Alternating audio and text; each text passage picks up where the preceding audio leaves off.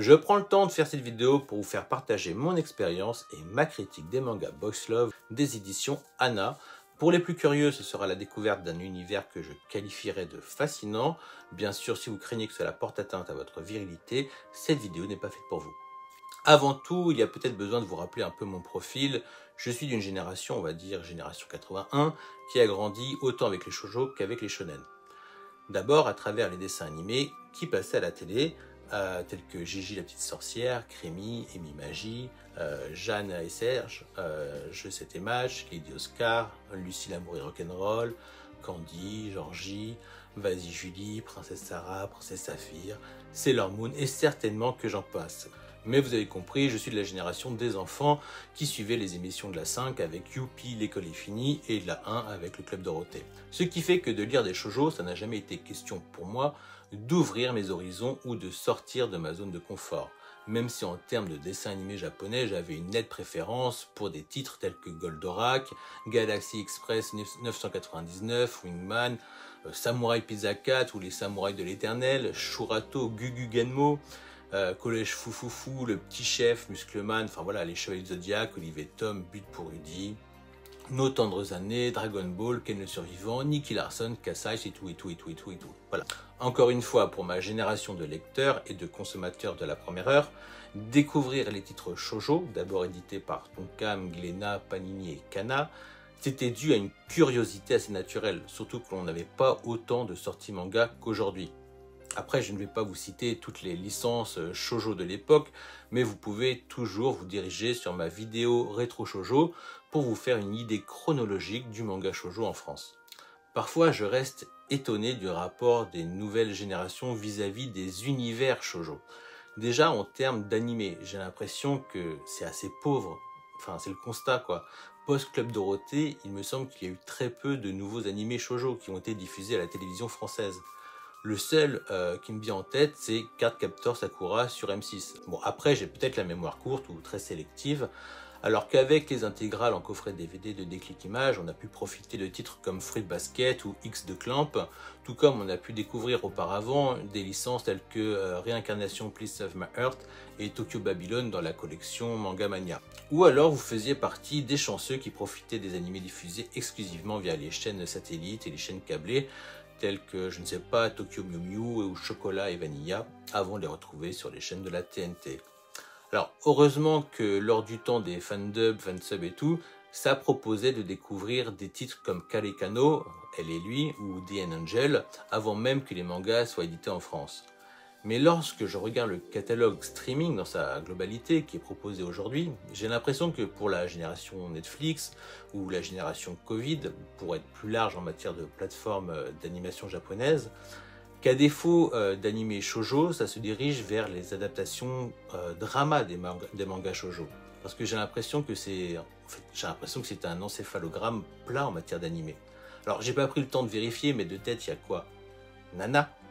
Bon, j'ai regardé il n'y a pas longtemps Romantic Killer, d'ailleurs j'ai bien aimé cette licence, je l'ai trouvée rafraîchissante et j'ai tout enchaîné.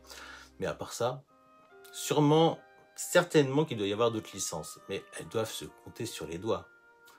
Pour en revenir au thème de la vidéo, tout ça pour dire que ce qui me sort véritablement de ma zone de confort, c'est la lecture de titres Boys Love. Une cible éditoriale qui attise ma curiosité car je me suis toujours posé la question: pourquoi elle plaisait autant aux filles, enfin de manière générale? Pourquoi aiment-elles autant voir des hommes s'aimer? Et parfois, quitte à délaisser le shoujo pour le boys love. Est-ce que c'est dû à ces fameuses parties de Jean Barlère qui parsèment, paraît-il, ces récits?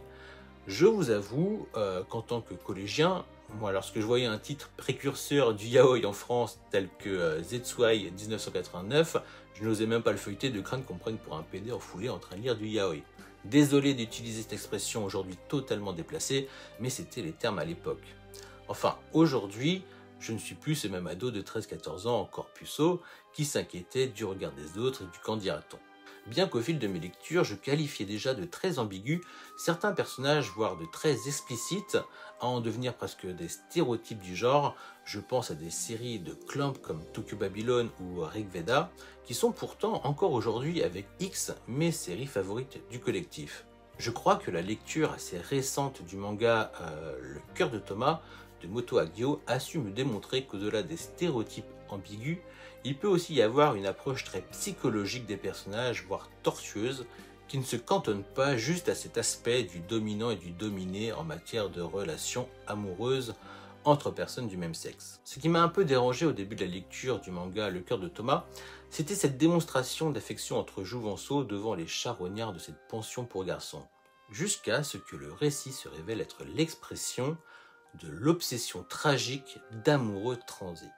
Dernièrement, j'ai lu la licence à tire-d'aile de Tatsuo Hori et Ikuko Hatoyama, dont je lui trouve de nombreux points communs avec le one-shot de Moto Hagio, en nous proposant des dessins tout aussi raffinés, mais dans son propre style, et avec cette psychologie complexe attribuée aux enfants, qui rendent le récit aussi cruel que poétique. Voilà. Je me suis rendu compte de la richesse narrative que pouvait apporter ce côté boys love, ne serait-ce que dans la psychologie des personnages au service de la narration.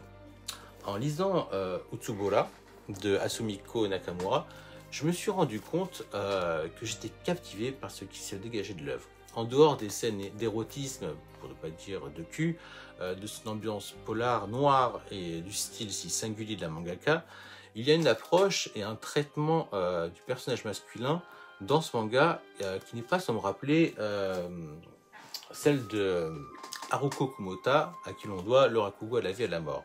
C'est dur à expliquer, parce que je n'arrive pas à mettre le doigt dessus, déjà parce que leur style graphique n'a rien à voir, et leur univers encore moins, ni même l'ambiance qui s'en dégage, ne parlons même pas du caractère des personnages principaux.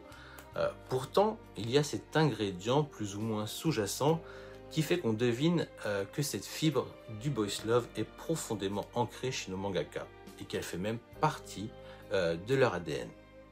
Il est possible aussi que ma lecture du manga BL Métamorphose, donc Boys Love Métamorphose, paru chez Kion, m'a permis de dédiaboliser cette cible éditoriale. Bon, je dois doser lorsque j'utilise le mot dédiaboliser, mais c'est pour imaginer le truc.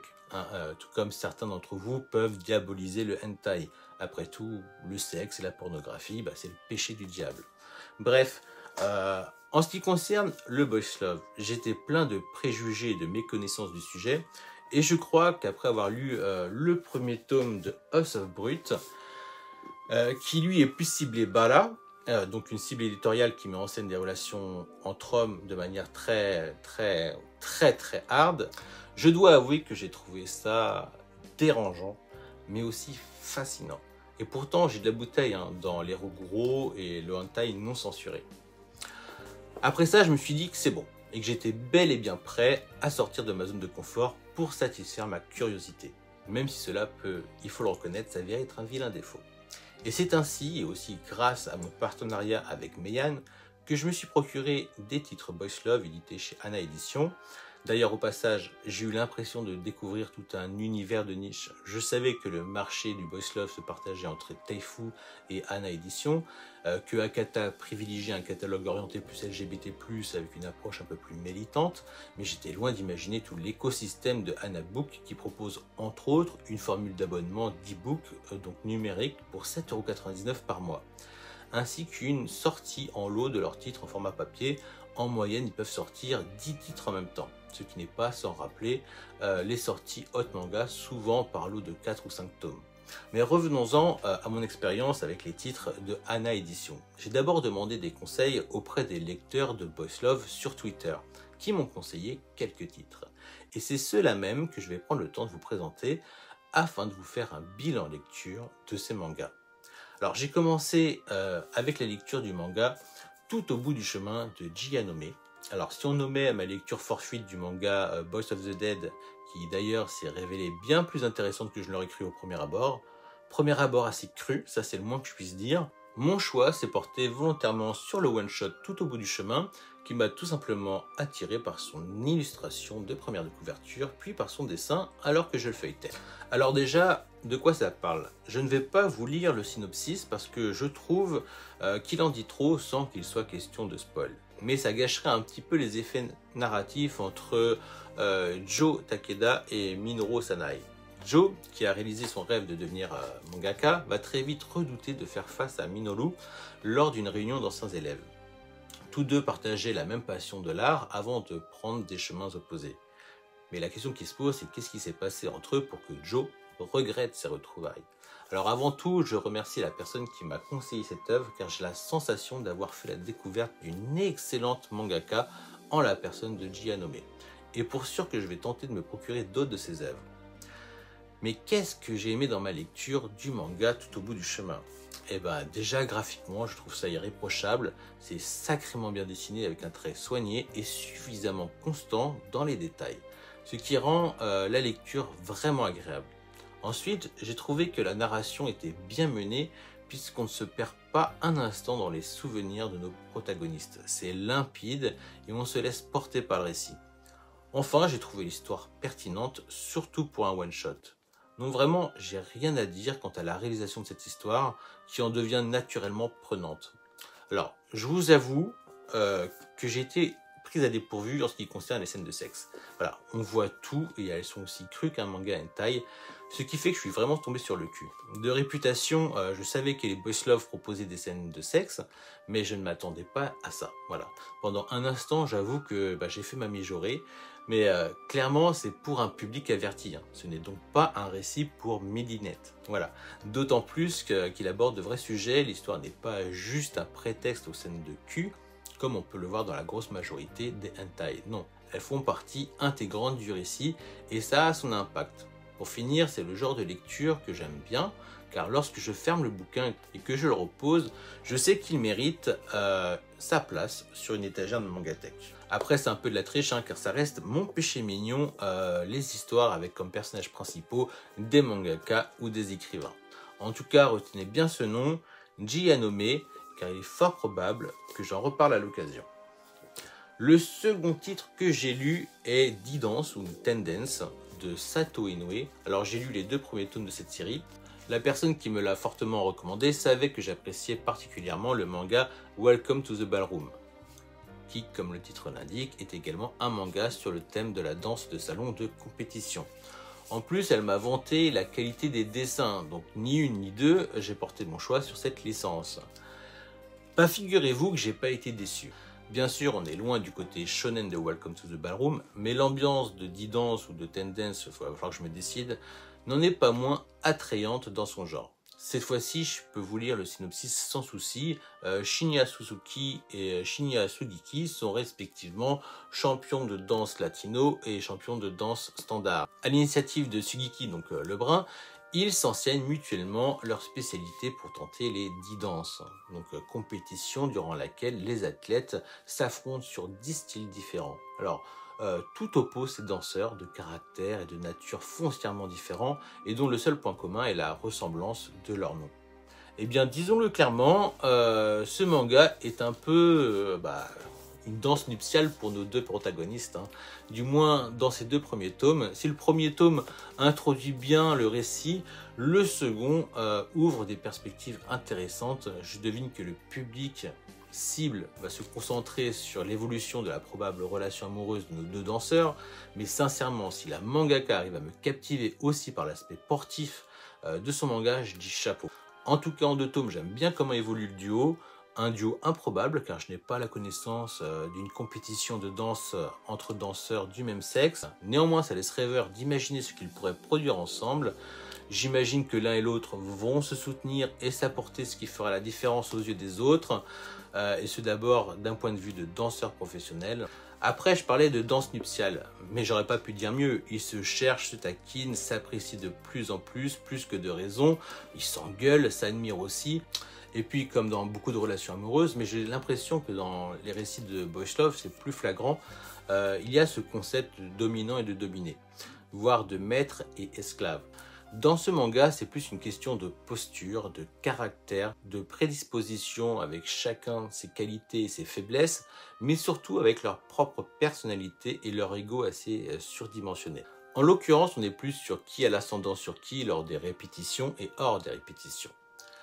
Bien sûr, ça joue sur l'image du danseur latino au charme caliente et du danseur standard hautain à la beauté glaçante, et pourtant je trouve que ça ne tombe pas dans la caricature.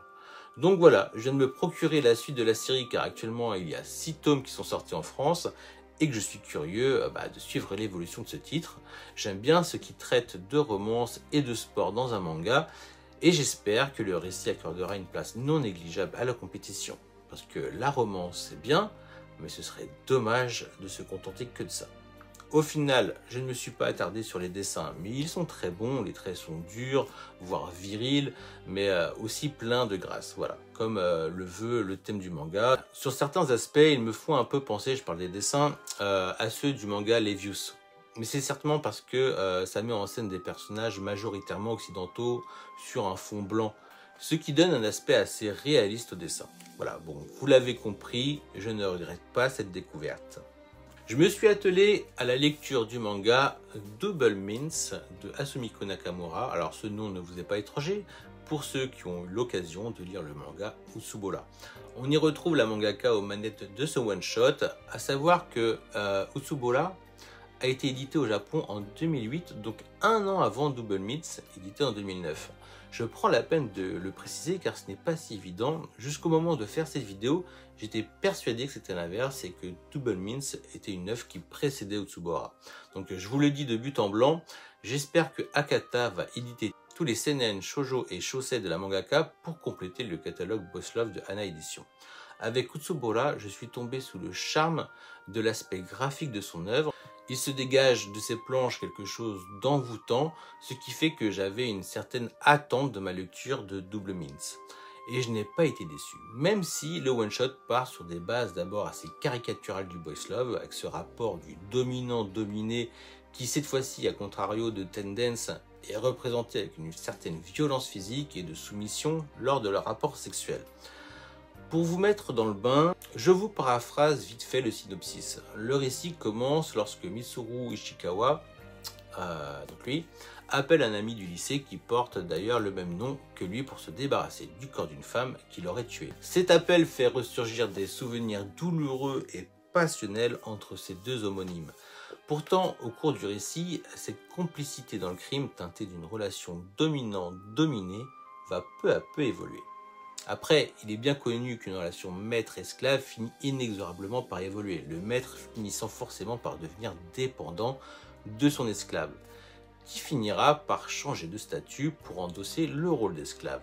Ça reste évidemment une généralité, et finalement le récit va se montrer plus subtil, enfin je ne sais pas si c'est le mot, mais en tout cas les personnages vont se révéler à l'autre et à nous sous un nouveau jour face à l'adversité. Encore une fois, les scènes de sexe peuvent paraître crues et malaisantes, car la violence et la soumission restent omniprésentes. Mais au final, elle sert toujours à exprimer quelque chose entre ces deux amants.